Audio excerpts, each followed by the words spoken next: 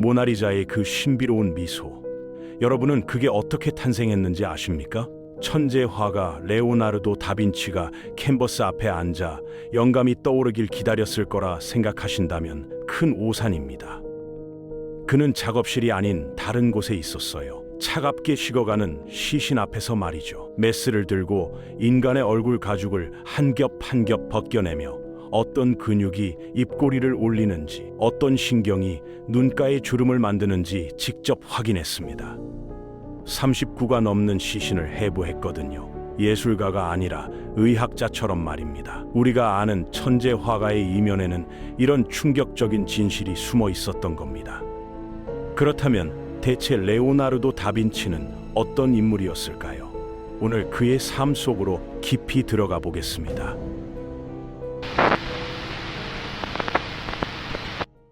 1452년 4월 이탈리아 빈치 근처 작은 마을 안키아노에서 한 아이가 세상에 나왔어요. 아버지는 공증인 세르 피에로, 어머니는 이름조차 제대로 기록되지 않은 농가 여성 카테리나였죠. 정식 결혼도 아닌 관계에서 태어난 사생아, 그게 바로 레오나르도였습니다. 당시 사회에서 사생아는 천대받는 존재였지만 역설적으로 이게 레오나르도에게는 축복이었어요. 전기 작가 월터 아이작슨의 말처럼 사생아로 태어난 덕분에 운이 좋았던 겁니다. 만약 정식 자녀였다면 아버지의 뒤를 이어 공증인 일을 해야 했을 테고 그의 창의적인 두뇌는 법률 서류 더미 속에 묻혔을 테니까요. 어린 시절 레오나르도는 어머니와 친할아버지 밑에서 자랐어요. 아버지는 피렌체에서 일했고 그는 시골에서 자연을 관찰하며 시간을 보냈죠. 들판을 뛰어다니고 새를 쳐다보고 물의 흐름을 따라가던 그 시간이 훗날 그의 과학적 호기심의 뿌리가 됐습니다. 12살이 되던 해에 계모가 세상을 떠나자 아버지를 따라 피렌체로 이주했어요. 당시 피렌체는 르네상스의 심장부였고 예술과 문화가 꽃피던 도시였거든요. 메디치 가문의 후원 아래 수많은 예술가와 학자들이 모여들던 곳이었죠. 하지만 사생아라는 신분 때문에 정규 라틴어 학교에는 다닐 수 없었어요. 대신 상인들을 위한 주판 학교에서 실용 수학을 배웠습니다. 라틴어는 평생 그에게 약점으로 남았고 주로 이탈리아어로 글을 썼죠. 게다가 왼손잡이였기 때문에 잉크가 번지는 걸 막으려고 오른쪽에서 왼쪽으로 글을 썼어요.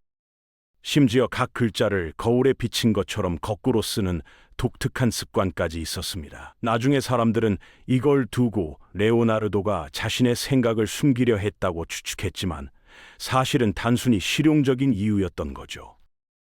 정규 교육을 받지 못한 걸 놀림거리로 삼는 사람들이 있었지만 레오나르도는 이렇게 반박했습니다. 어리석은 자들이여, 그들처럼 고전 문헌을 인용하지는 못하지만 나는 훨씬 더 가치 있는 것에 의존할 것이다. 바로 경험이다. 이 말은 그의 인생 전체를 관통하는 철학이 됐어요. 책 속 지식이 아니라 직접 눈으로 보고 손으로 만지며 배우는 것.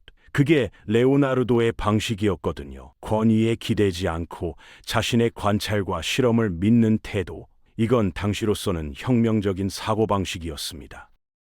14살 때 아버지는 자신의 고객 중 한 명이었던 유명 예술가 안드레아 델 베로키오에게 레오나르도를 도제로 보냈어요. 베로키오의 작업실은 당대 최고 수준이었죠. 단순히 그림만 그리는 곳이 아니라 조각, 금속 세공, 목공, 심지어 기계 제작까지 다루는 종합 예술 공방이었습니다. 레오나르도는 그곳에서 베로키오가 만든 다비드 조각상을 연구했어요. 특히 팔뚝의 핏줄과 근육이 살아 움직이는 듯한 표현에 매료됐죠. 단순히 겉모습을 흉내내는 게 아니라 내부 구조를 이해해야 진짜 생명력을 표현할 수 있다는 걸 깨달은 겁니다.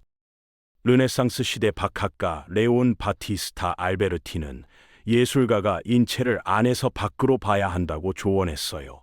먼저 뼈대를 상상하고 그 다음 근육과 피부, 마지막으로 옷을 입히라는 거였죠. 레오나르도는 이 조언을 문자 그대로 실천했습니다. 시신 해부를 통해서 말이에요.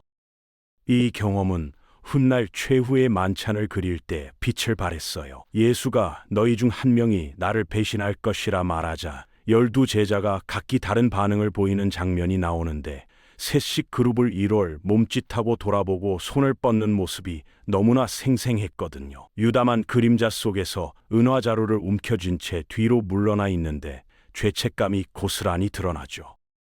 베로키오의 작업실에서 레오나르도의 재능은 빠르게 빛났습니다. 토비아스와 천사라는 작품에서 레오나르도가 그린 물고기는 안토니오 델 폴라이올로가 그린 것보다 훨씬 생생했고, 화면 왼쪽 아래 강아지도 폴라이올로의 뻣뻣한 표현과 달리 활기가 넘쳤어요. 단순히 잘 그린 게 아니라 생명이 담긴 그림이었죠. 스승을 뛰어넘기 시작한 겁니다. 그리스도의 세례라는 작품에서는 더 확실해졌어요. 왼쪽 천사는 레오나르도가, 오른쪽 천사는 베로키오가 그렸는데 레오나르도의 천사가 훨씬 역동적이었거든요. 여기서 레오나르도는 스푸마토라는 기법을 사용했습니다. 톤을 부드럽게 섞어서 연기처럼 경계를 흐리는 기법이에요. 천사의 턱선을 보면 어디서 빛이 끝나고 그림자가 시작되는지 정확히 구분할 수 없을 정도로 자연스럽죠. 반면 베로키오는 선명하고 날카로운 윤곽선을 고수했습니다. 전해지는 이야기에 따르면 베로키오는 제자의 그림을 보고 충격을 받아 다시는 붓을 들지 않았다고 해요. 과장된 이야기일 수 있지만 레오나르도의 재능이 얼마나 뛰어났는지 보여주는 일화죠. 1477년 레오나르도는 자신의 작업실을 열었습니다.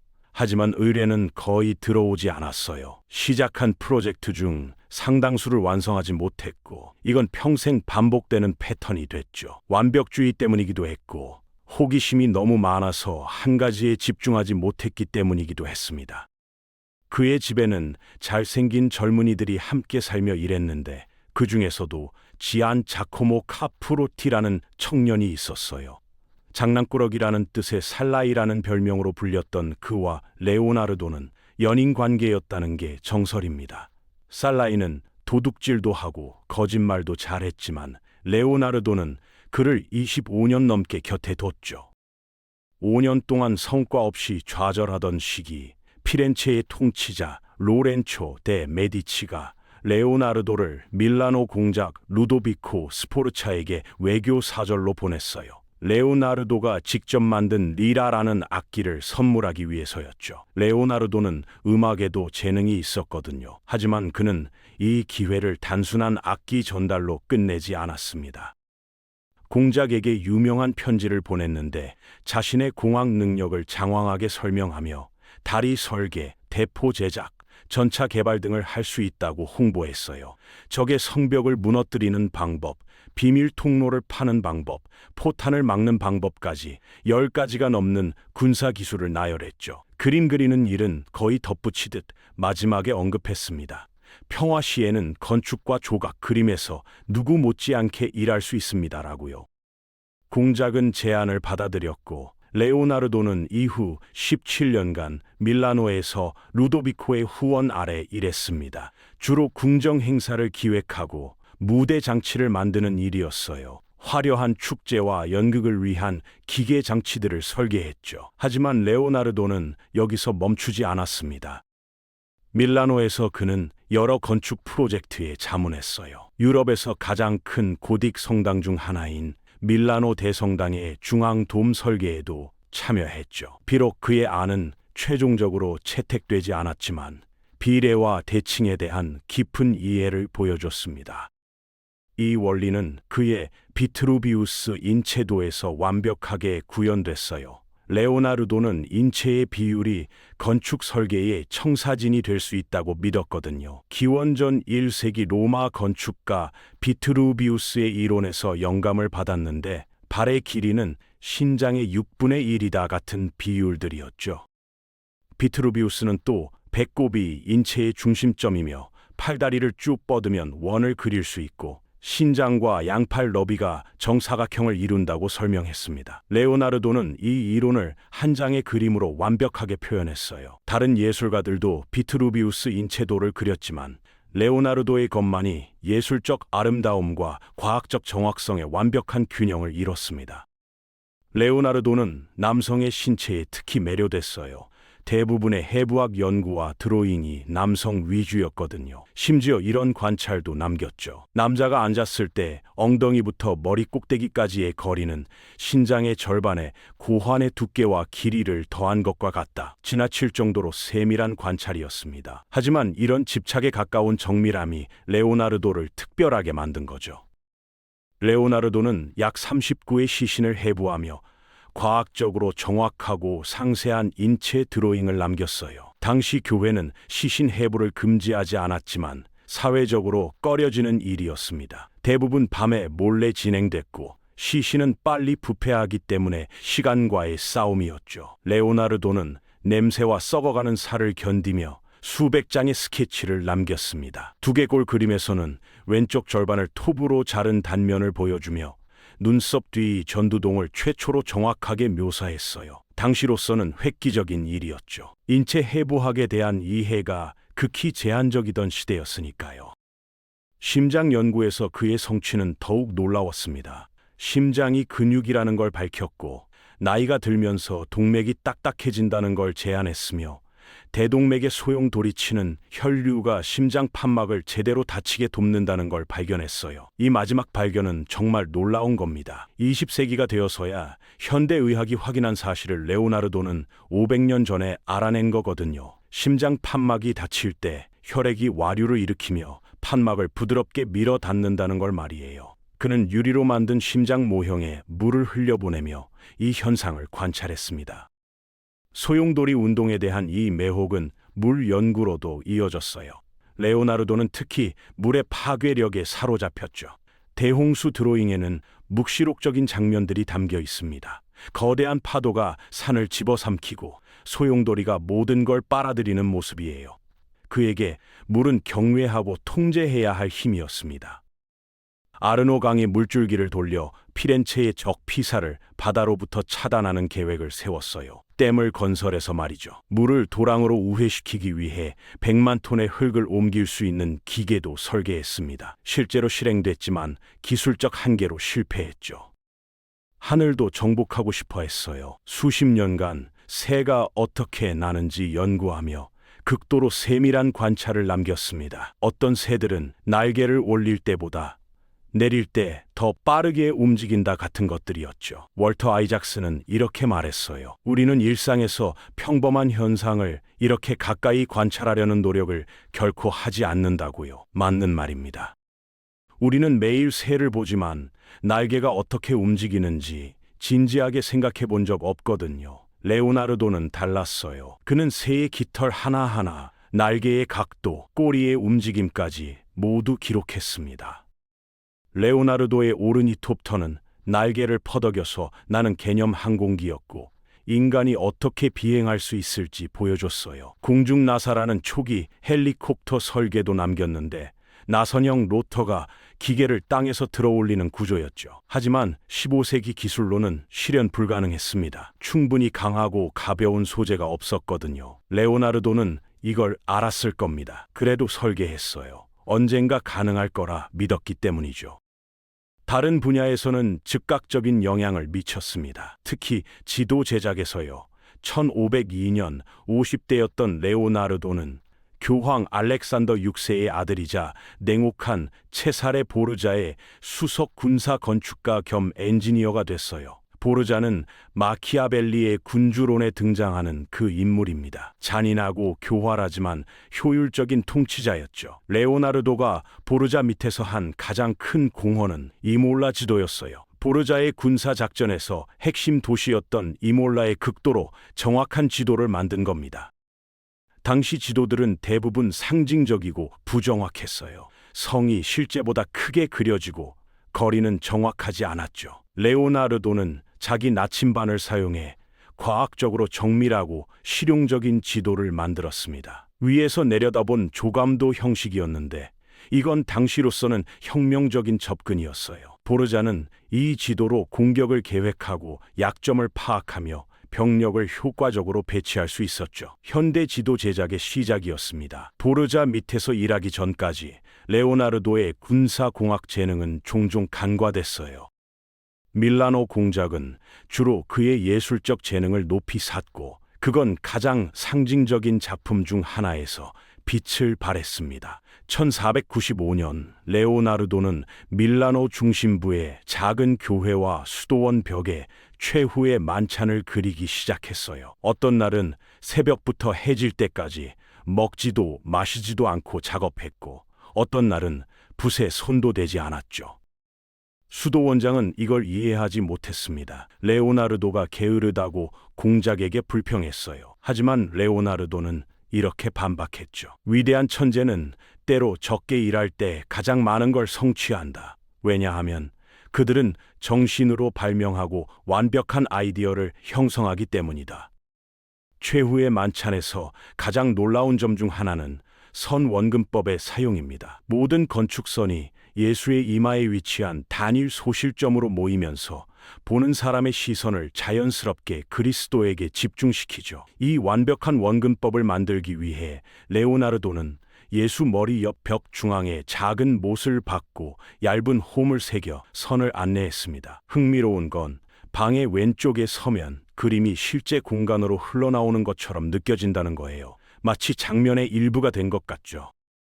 시각적 효과를 넘어 레오나르도는 최후의 만찬에 엄청난 감정적 깊이를 담아냈습니다.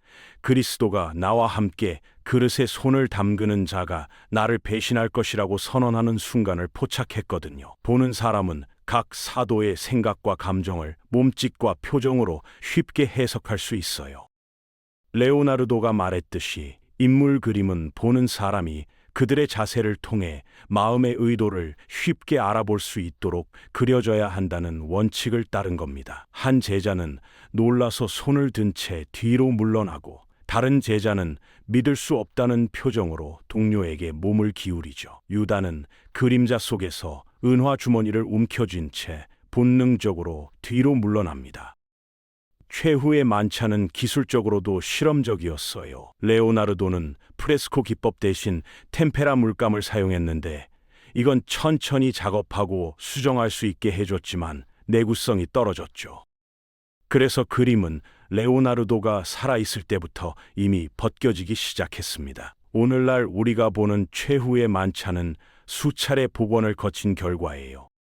높이 7m, 약 23피트의 거대한 청동말을 주조하는 건 다른 종류의 야심을 요구했습니다. 레오나르도는 밀라노 공작이 돌아가신 아버지를 기리기 위해 의뢰한 기념비를 설계하는데 수년을 보냈어요. 말을 세세히 연구하고 거대한 점토 모형을 만들었죠. 밀라노 마구간을 드나들며 말의 근육과 자세를 관찰했습니다. 하지만 1494년 동상주조에 쓰일 청동이 침입하는 프랑스군을 막기 위한 대포 제작에 전용됐어요. 프랑스군은 점토 모형을 관역 연습용으로 써서 파괴했습니다. 레오나르도의 꿈은 산산조각 났죠. 아이러니하게도 훗날 프랑스인들이 레오나르도의 가장 큰 후원자가 됐어요. 1499년 밀라노 공작이 실각한 후 레오나르도는 10년 넘게 이탈리아를 떠돌아다녔습니다. 베네치아, 피렌체, 로마를 오가며 일했지만 안정적인 후원자를 찾지 못했어요. 이 시기에 그는 모나리자를 그리기 시작했습니다. 1516년 프랑수아 1세가 레오나르도를 궁정으로 초대하며 그의 아름다운 정신을 높이 샀어요. 레오나르도는 왕의 성 옆 루아르 계곡의 붉은 벽돌 저택에서 인생의 마지막을 보내며 가장 유명한 작품을 집요하게 다듬었죠. 왕은 레오나르도에게 어떤 작품도 강요하지 않았습니다. 그저 그와 대화하는 것만으로 만족했어요. 프랑수아 1세는 레오나르도를 나의 아버지라고 불렀고 자주 찾아와 철학과 예술, 과학에 대해 이야기를 나눴죠. 모나리자는 부유한 피렌체 비단 상인의 아내 리사 게라르디니를 그린 것으로 널리 알려져 있습니다. 과학자이자 예술가로서의 레오나르도의 지식이 모나리자에 집약됐어요. 스푸마토 기법의 대가였던 그는 톤을 섞어 날카로운 가장자리 없이 부드러운 전환을 만들어 그림의 생명력을 불어넣었죠. 빛과 그림자에 대한 깊은 이해, 특히 곡면과의 상호작용은 얼굴의 빛 표현 같은 미묘하고 사실적인 디테일을 만들어냈습니다. 코의 윤곽, 뺨의 곡선, 턱의 부드러움이 실제 사람처럼 느껴지는 건 레오나르도가 해부학을 깊이 이해했기 때문이에요. 그녀의 눈이 보는 사람을 따라오는 듯한 착시는 레오나르도의 정밀한 선 원근법과 음영 사용의 결과입니다. 눈 주변 그림자를 세심하게 모델링해 깊이와 표현을 부여했죠. 레오나르도가 말했듯이 영혼의 창이라 불리는 눈이 감정 포착의 핵심이었습니다. 눈을 보는 사람을 직접 바라보도록 그렸고, 이 차원 그림에서는 원근법이 바뀌지 않기 때문에 어디를 가든 따라오는 것처럼 보이는 거예요. 그림의 가장 매혹적인 특징인 수수께끼 같은 미소는 어디에 초점을 맞추느냐에 따라 달라지는데, 이는 레오나르도의 시각 인식 이해를 반영합니다. 직접 볼 때는 입 주변의 미세한 디테일과 미묘한 음영 때문에 미소가 덜 두드러져 보여요. 하지만 주변 시야로 볼 때는 더 넓은 형태와 대비가 작용돼 미소가 더 뚜렷해 보이죠. 이건 우리의 생리학적 특성 때문입니다. 중심 시야는 세부 사항을 보고 주변 시야는 큰 형태와 움직임을 감지하거든요. 레오나르도는 이걸 알고 있었어요. 모나리자의 예술적이고 과학적인 숙련도는 레오나르도의 초기 작품인 지네브라 데 벤치와 비교하면 더 분명해집니다. 그것도 인상적이지만 같은 감정적 깊이와 기술적 정교함이 부족하거든요. 20년 넘는 시간 동안 레오나르도는 엄청나게 발전했던 겁니다. 모나리자는 그가 죽을 때 작업실에 있었어요. 16년 동안 작업했지만 완성했다고 선언한 적이 없었죠. 레오나르도에게 완성이란 개념은 존재하지 않았는지도 모릅니다. 항상 더 나아질 수 있다고 믿었으니까요. 인생 마지막 해에 레오나르도는 물의 파괴력에 사로잡혔습니다. 대홍수 드로잉에는 자신의 죽음을 마주하며 그린 자연의 압도적인 힘에 대한 묵시록적 비전이 담겨 있죠. 레오나르도 다빈치는 1519년 5월 2일 67세의 나이로 세상을 떠났고, 아마도 뇌졸중 때문이었을 거예요. 전설에 따르면 프랑스와 1세의 품에 안겨 숨을 거뒀다고 하지만 사실이 아닐 가능성이 높습니다. 왕은 그때 다른 곳에 있었거든요. 하지만 이 전설이 계속 전해지는 건 두 사람의 관계가 그만큼 특별했다는 걸 보여줍니다. 종교적이지 않았던 것으로 알려졌지만 유언장에 이렇게 썼어요. 먼저 그는 자신의 영혼을 우리 주 전능하신 하느님과 영광스러운 성모 마리아께 맡깁니다. 죽음을 앞두고 신에게 의지한 걸까요? 아니면 그냥 관습을 따른 걸까요? 우리는 알 수 없습니다. 레오나르도 다빈치의 삶과 작업은 예술과 과학의 완벽한 균형을 보여줍니다. 과학이 그의 예술에 영향을 미쳤고, 그의 예술은 과학의 아름다움과 복잡성을 생생하게 표현했어요. 놀라운 건 그가 거의 독학했다는 거죠. 끝없는 호기심과 주변 세계에 대한 강렬한 관찰이 교실에서 얻지 못한 교육을 제공했습니다. 그의 노트에는 이런 메모들이 가득합니다. 딱따구리의 혀를 묘사하라. 왜 하늘은 파란가? 물은 어떻게 흐르는가? 수천 페이지에 걸쳐 질문하고 관찰하고 기록했어요. 그 집요한 호기심이 그를 이전에도 이후에도 아무도 하지 못한 방식으로 창조하고 탐험하고 혁신하게 만든 겁니다. 레오나르도는 말했죠. 학습에 지친 사람은 아무것도 배우지 못한다. 그는 죽는 순간까지 배우는 걸 멈추지 않았습니다. 오늘날 우리가 레오나르도에게서 배울 수 있는 건 뭘까요? 전문화된 세상에서 그는 모든 것에 호기심을 가졌습니다. 효율성이 강조되는 시대에 그는 완성을 서두르지 않았어요. 답을 원하는 문화에서 그는 끊임없이 질문했죠. 어쩌면 진짜 천재의 비결인지도 모릅니다. 많이 아는 게 아니라 많이 궁금해하는 것 말입니다.